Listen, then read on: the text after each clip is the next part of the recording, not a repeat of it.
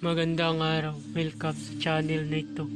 Ngayon, ibahagi ko sa inyo ang aking kaalaman sa karunungang lihim. Narito, orasyon gamot sa sakit sa tiyan na hindi mula sa natural na sakit.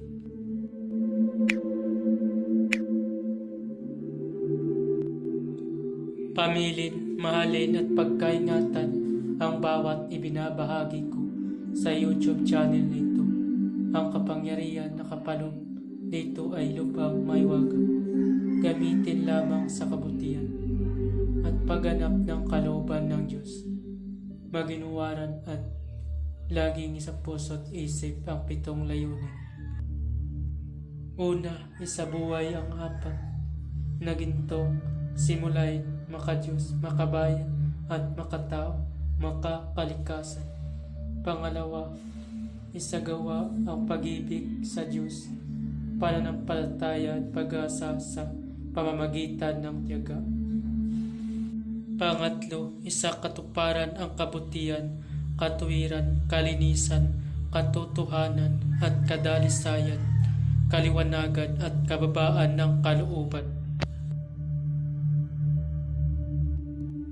Pangapat, ipagpalaganap ang pagkakaisa, pagmamahalan, pagtulong sa kapwa, pagmimisyon, paglilinis ng sarili at pagbabago na paunlad.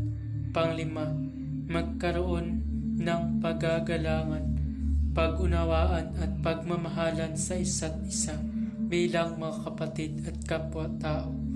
Panganim, maging dakila sa isip, sa salita at gawa para sa Diyos, sa bayan at tao.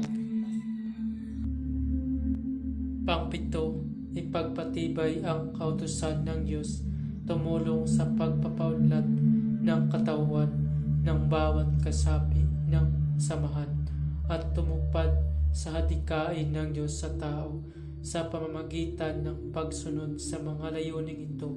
Ang isang naghanap sa Diyos ay makakasumpong sa Kanya at hindi pagkakaitan ng Kanyang liwanag. Bago gamitin ang orasyon, magdasal muna ng 3 Ama Namin, 3 Aba Ginoong Maria, 3 luwalhati at 3 sumasampalataya at isunod ito. Narito ang orasyon. Muli hagam, mara yaram, maga hilom. Muli hagam, mara yaram, maga hilom. Masalin ang orasyon ng 3 beses at iihip sa tubig na ipainom sa pasyente o sa gamot. Maraming salamat. Babalak, ang lahat ng orasyon na aking ibinabahagi ay lubhang makapangyarihan. Gamitin lamang sa kabutihan. Kung sino man ang gumamit sa masama ay mayroong bad karma. Maaari maghirap habang buhay hanggang kamatayan. Maraming salamat po. Bago matapos ang video ito, huwag kalimutan mag-subscribe and click the bell icon para laging update sa mga bagong video.